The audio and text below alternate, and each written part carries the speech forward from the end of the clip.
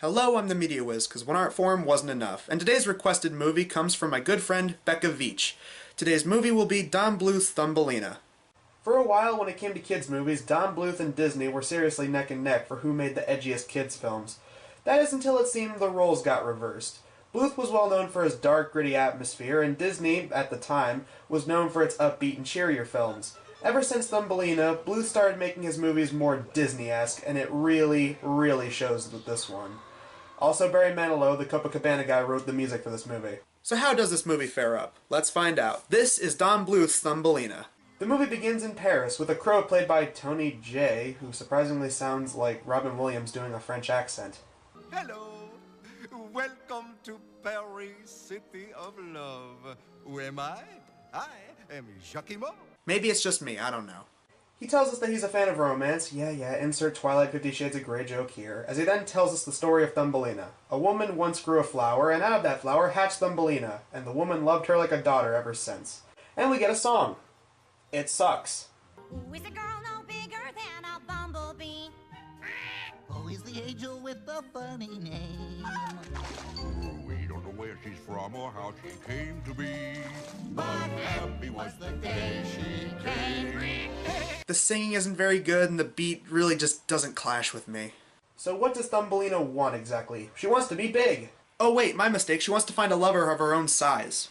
I suppose it works best if two people are about the same size.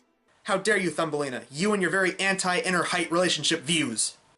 Then another song. Yeah, I'm primarily gonna skip most of the songs in this movie, so skip, blah blah blah, she wants love.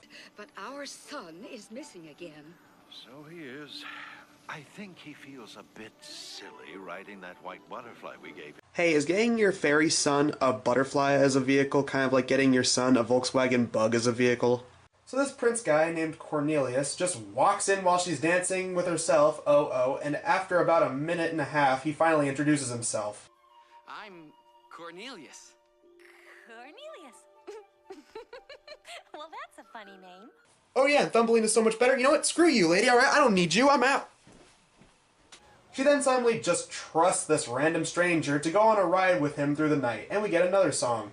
Let me be your only love. Let me take you far beyond the stars. Oh wow, can you say Aladdin much?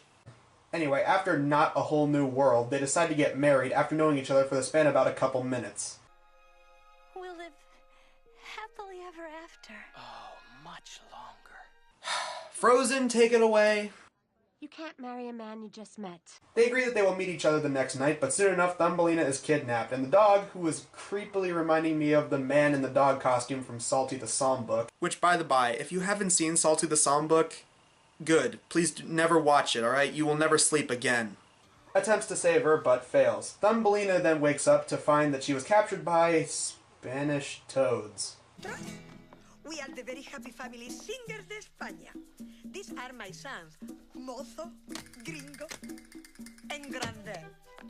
Okay, this is one of those things, I'm not going to say that it is racist, but it's one of those things that is Probably racist! So, why did the toads kidnap her? Two reasons. One, her voice.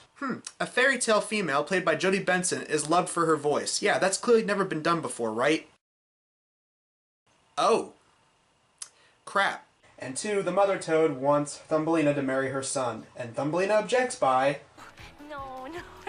See, I love Cornelius. Yeah, she can't marry him. I mean, she barely even knows the guy, alright? Why can't she go marry someone nice like Cornelius? You know, someone that she also doesn't know very well.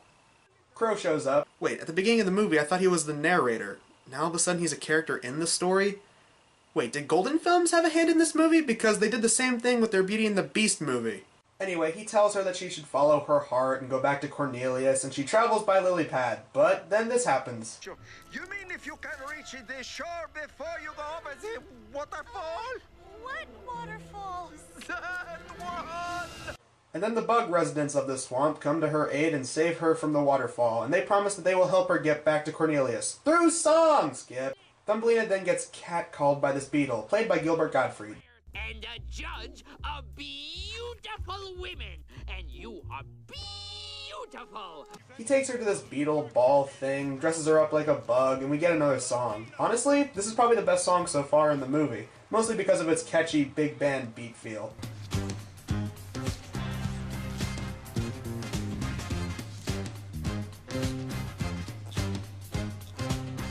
Thumbelina's costume falls off, and everyone calls her Sorry, Toots, I guess you're too ugly, and you are beautiful. She mopes around a little bit more, and the crow comes to keep her company, and they decide to sleep for the night. Gotta say, I love it when the characters have a ticking clock that they need to stay on schedule for, and yet they just keep stopping for really stupid reasons. You know, especially considering that the crow can fly her to Cornelius. At least Cornelius seems to be on the hunt for his supposed girlfriend. After some comedy, I guess we can call it, the bird gets a clipped wing, and he slowly realizes Winter is coming. Meanwhile, the toad, who is, by the way, played by Jim freaking Cummings, and the beetle decide to make a deal to capture Cornelius so that he's out of the picture for good. And speaking of, Cornelius ends up landing in a pond and freezing to death. And after a fade transition... Oh, by the way, the fade effect transition? Yeah, that happens a lot. You'd swear this was a prequel to Birdemic, considering how many times they use the fade effect as a transition. Thumbelina takes refuge in a hole, which is owned by a mouse, which, despite being voiced by Carol Channing, she sounds an awful lot like Kathleen Barr. Yes, dearie. 3 feet under. I dug it myself with my own 2 hands. Oh, I'm such a dork. She then takes Thumbelina to Mr. Mole, voiced by the war doctor himself, John Hurt, and they establish that he hates sunlight and he's insanely rich.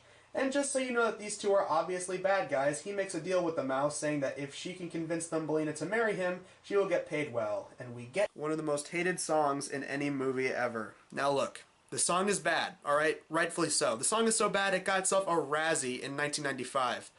But if I can give it a slight compliment, I do kind of like the beat near the end of it.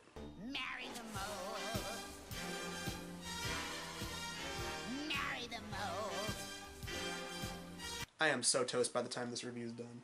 Thumbles over here finds the crow supposedly dead, removes the clip from his wing, and now all of a sudden he realizes about an hour into the movie that he can fly, and he flies off without her. What a jerk. The toad and the beetle then go to fight the mole for Thumbelina, and these annoying reoccurring bug children come to melt Cornelius out of the ice, and he's off to go save his girlfriend, from OK. Next time, if you're going to have a wedding dress, do not make it look like a failed Princess Leia cosplay, alright? Blah blah blah, Cornelius shows up, fights the toad, they both fall off a ledge, Thumbelina climbs out of the ground and into the sunlight, and doesn't even seem to care that her boyfriend, is supposedly dead. Again. Crow shows up, flies her to the Vale of the Fairies, and get this. Because she sings, it melts away all of winter and brings upon spring. Yeah, and I thought the MLP live show was bad with keeping seasons consistent. Cornelius comes back, somehow, they get married, fly off into the sky, the end. This movie sucks, but it's not really the worst of anything, really.